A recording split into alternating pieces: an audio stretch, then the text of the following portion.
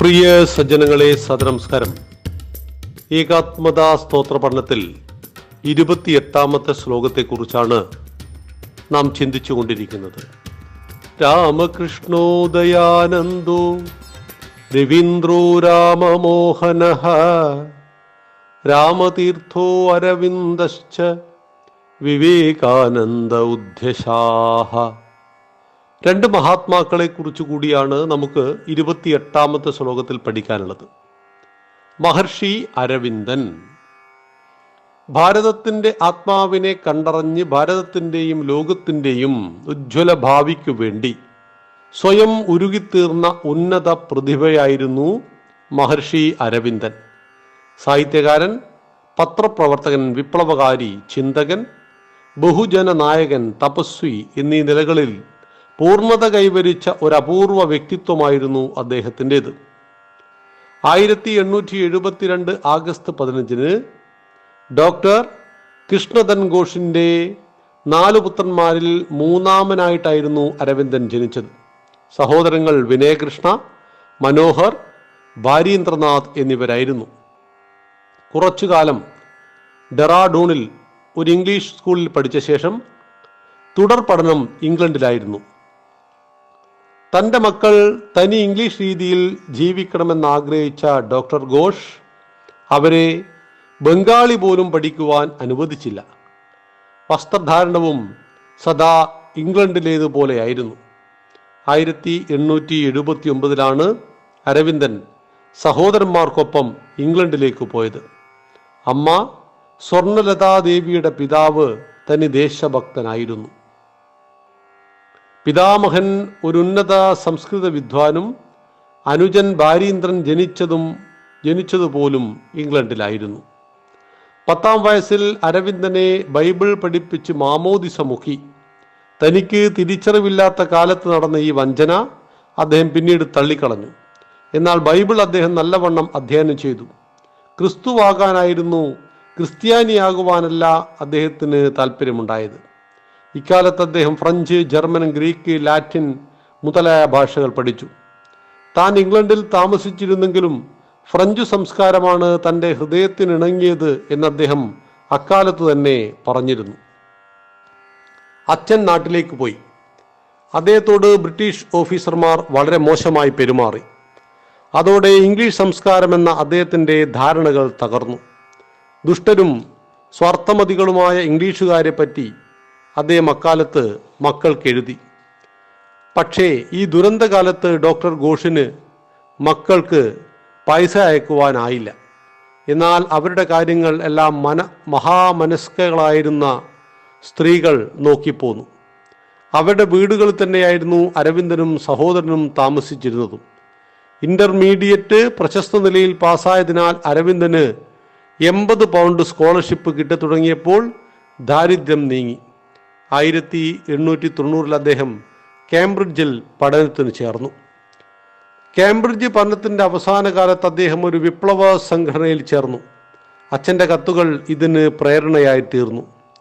Lotus and ഡ്രഗർ, താമരയും കഠാരയും എന്നൊരു സംഘടന അദ്ദേഹം രൂപീകരിച്ചു. വളരെ തീവ്ര ആശയങ്ങളായിരുന്നു ഈ സംഘടനയുടെ ആദർശങ്ങളായി അദ്ദേഹം വെച്ചത്. ഭാരതത്തിൽ നിന്നെത്തിയ നിരവധി യുവാക്കൾ ഈ സംഘടനയുമായി അടുത്തു. അവരെ ബന്ധങ്ങളിലൂടെ പല ജോലികളും നിയമിച്ചു. 1890 അദ്ദേഹം ICS പരീക്ഷ എഴുതി 3 ഘട്ടങ്ങൾ പാസ്സായി.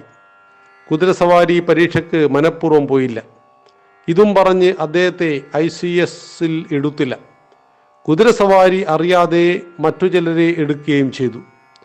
അരവിന്ദനെ പറ്റി അന്നത്തെ ഇന്ത്യ സെക്രട്ടറി എതിർത്ത് എഴുതിയതാണ് എടുക്കാതിരിക്കുവാനുള്ള കാരണം. ഭാരതീയ പ്രസിദ്ധീകരണങ്ങളിൽ വന്ന അദ്ദേഹത്തിൻ്റെ ലേഖനങ്ങൾ ഇതിനു കാരണമായി. ഇംഗ്ലണ്ടിൽ വെച്ച് പരിചയപ്പെട്ട ബറോഡയിലെ ഗെയ്ക്ക്വാഡ് രാജാവ് അദ്ദേഹത്തെ സ്വകാര്യ സെക്രട്ടറിയായി നിയമിച്ചു. 1893 അദ്ദേഹം ഭാരതത്തിലേക്ക് മടങ്ങി.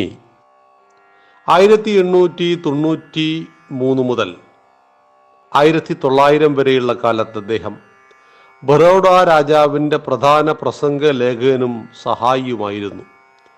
പ്രസംഗങ്ങളുടെ തീവ്രത കുറക്കാൻ ഇംഗ്ലീഷുകാർ രാജാവിനോടും രാജാവ് അരവിന്ദനോടും ആവശ്യപ്പെട്ടു. അങ്ങ് എന്തു പ്രസംഗിച്ചാലും അതാരെങ്കിലും എഴുതിയതാവുമല്ലോ, അതിനാൽ തീവ്രത കുറച്ചിട്ട് ഇനി കാര്യമില്ല എന്നായിരുന്നു അരവിന്ദന്റെ അഭിപ്രായം. അദ്ദേഹം ഭാരതത്തിലേക്ക് യാത്ര ചെയ്യുന്ന സമയത്ത് അച്ഛൻ ഹൃദ്രോഗം മൂലം മരിച്ചു. ഇതിന് കാരണമായത് മക്കൾ യാത്ര ചെയ്യുന്ന കപ്പൽ മുങ്ങിയെന്ന തെറ്റായ വാർത്തയായിരുന്നു. മക്കളെ സ്വാഗതം ചെയ്യാൻ ആകാംക്ഷയോടെ കാത്തിരുന്ന ഡോക്ടർ കൃഷ്ണധൻ ഘോഷിന് ഇത് താങ്ങാനായില്ല. ബറോഡയിൽ വെച്ചാണ് അദ്ദേഹം ആദ്യമായി ബംഗാളി പഠിക്കുന്നതും പറയുന്നതും. അതോടൊപ്പം അദ്ദേഹം സംസ്കൃതം, ഹിന്ദി ഭാഷകളും വേദങ്ങൾ, ഉപനിഷത്തുകൾ എന്നിവയും പഠിച്ചു. യോഗസാധനയും പ്രാണായാമവുമെല്ലാം അദ്ദേഹം പരിശീലിക്കാനും ആരംഭിച്ചു. ഇതേപ്പറ്റി അദ്ദേഹം പറഞ്ഞു, ഭാരതത്തിൽ നിന്നും പുറപ്പെട്ടപ്പോഴേ എൻ്റെ ആവൃതം ചെയ്ത തമോ ആവരണം ഭാരതത്തിൽ കാലുകുത്തിയതും അപ്രത്യക്ഷമായതും ഒരു ആധ്യാത്മിക ചൈതന്യം എന്നെ ആവരണം ചെയ്തതായിട്ടും എനിക്ക് അനുഭവപ്പെട്ടു. 1900 ബറോഡ കോളേജിൽ ഇംഗ്ലീഷ് പ്രൊഫസറായി അദ്ദേഹം ചേർന്നു. ഇംഗ്ലീഷിനൊപ്പം ഫ്രഞ്ചും അദ്ദേഹം പഠിപ്പിച്ചു. കെ എം മുൻഷിയെ പോലെയുള്ള അന്നത്തെ വിദ്യാർത്ഥികൾ അദ്ദേഹത്തിൻ്റെ പഠന രീതിയെ പ്രശംസിച്ചിട്ടുണ്ട്. പാഠ്യവിഷയത്തോടൊപ്പം തീവ്ര ദേശീയതയ്ക്കും അദ്ദേഹം സ്ഥാനം നൽകി. 1901 മൃണാളിനി ദേവിയുമായി അദ്ദേഹത്തിൻ്റെ വിവാഹം നടന്നു. ഇക്കാലത്ത് സംസ്കൃതം, ബംഗാളി, മറാഠി, ഗുജറാത്തി, ഹിന്ദി, ഇംഗ്ലീഷ് ഭാഷകളിൽ അദ്ദേഹം നിരവധി ലേഖനങ്ങളും സാഹിത്യകൃതികളും എഴുതി. ദേശീയ വൃത്തങ്ങളിൽ അദ്ദേഹത്തിൻ്റെ ആശയങ്ങൾ വ്യാപകമായി ചർച്ചാ വിഷയങ്ങളായി. വളരെ ലളിത ജീവിതം, നിരന്തര അധ്യയനം, സംസാരം വളരെ കുറവ്, ബാക്കി സമയം എഴുത്തും യോഗയും എന്നതായിരുന്നു അദ്ദേഹത്തിൻ്റെ ജീവിതശൈലി. രാഷ്ട്രീയത്തിൽ തിലകനോട് അദ്ദേഹം വളരെ ആദരവ് കാണിച്ചു. അരവിന്ദ ഘോഷ് വിപ്ലവകാരികളുമായിട്ട് വളരെ അടുത്തു പെരുമാറി. അവിടെയെല്ലാം മാർഗദർശകനായിട്ട് അദ്ദേഹം അറിയപ്പെട്ടു.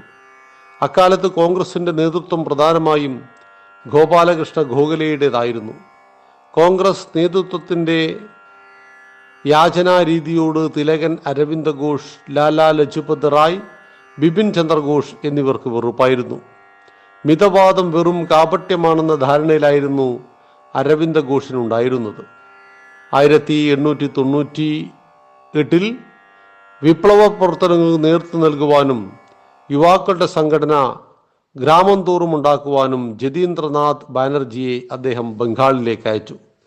വേണ്ട തോക്കും ബോംബും ആയുധങ്ങളും സംഘടിപ്പിച്ചു കൊടുക്കലും വിപ്ലവ പ്രസ്ഥാനങ്ങൾക്ക് ആശയപരമായ അടിത്തറ ഉണ്ടാക്കിക്കൊടുക്കലും അരവിന്ദന്റെ ദൗത്യമായിരുന്നു.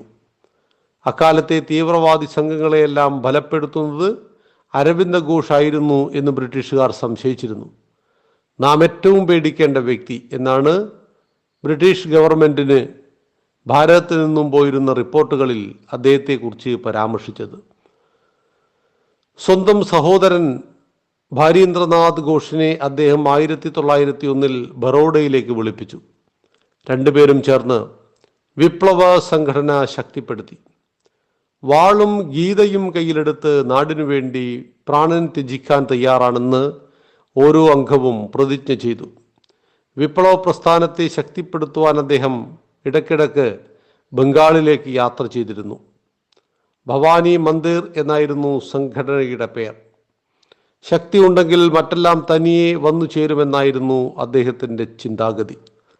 സംഘടനാ ബലം, ചങ്കുറപ്പ്, ആയുധശേഖരം, പ്രചരണ തന്ത്രങ്ങൾ എന്നിവയെല്ലാം അദ്ദേഹം ശ്രദ്ധിച്ചു. എന്നാൽ അദ്ദേഹത്തെ പിടികൂടാൻ തക്ക തെളിവ് ബ്രിട്ടീഷ് ഭരണകൂടത്തിന് ചോർന്ന് കിട്ടിയതുമില്ല. 1904 മുതലാണ് അദ്ദേഹം കോൺഗ്രസ് സമ്മേളനത്തിൽ പോയി തുടങ്ങിയത്.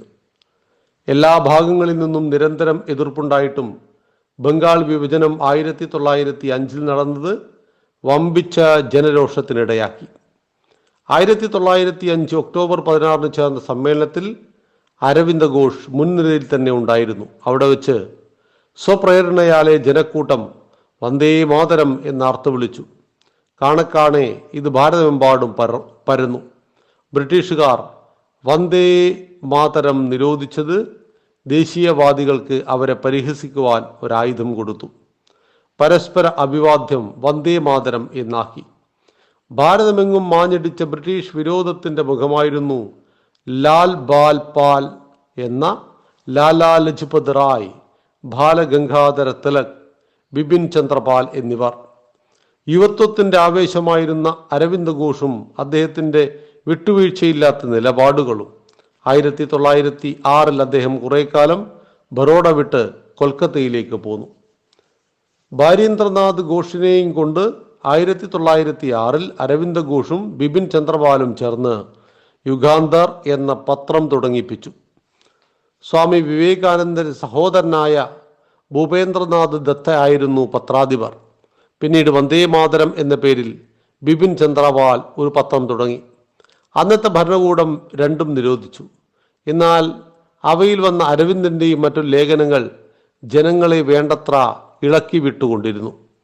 1906 കോൺഗ്രസ് സമ്മേളനം കൽക്കത്തയിൽ ചേർന്നപ്പോൾ പൂർണ്ണ സ്വരാജ് പ്രമേയം അരവിന്ദ് ഘോഷ് അവതരിപ്പിച്ചു. രവീന്ദ്രനാഥ ടാഗോർ അരവിന്ദവന്ദനം കവിത എഴുതി. അരവിന്ദ് ഘോഷും ബിപിൻ ചന്ദ്രപാലും രാജ്യദ്രോഹത്തിന്റെ വിചാരണ നേരിടുമ്പോഴായിരുന്നു ഇത്. അരവിന്ദ് ഘോഷാണ് വന്ദേ മാതരത്തിന്റെ പത്രാധിപർ എന്ന ബിപിൻ ചന്ദ്രപാൽ കോടതിയിൽ പറയാത്തത് കാരണം അരവിന്ദ് ഘോഷ് രക്ഷപ്പെടുകയും ബിപിൻ ചന്ദ്രപാൽ 6 മാസത്തേക്ക് ശിക്ഷിക്കപ്പെടുകയും ചെയ്തു. സജ്ജനങ്ങളെ, ഐതിഹാസികമായ അദ്ദേഹത്തിൻ്റെ ജീവിതകഥ നമുക്ക് നാളെയും തുടരാം. നന്ദി, നമസ്കാരം. വന്ദേ മാതരം.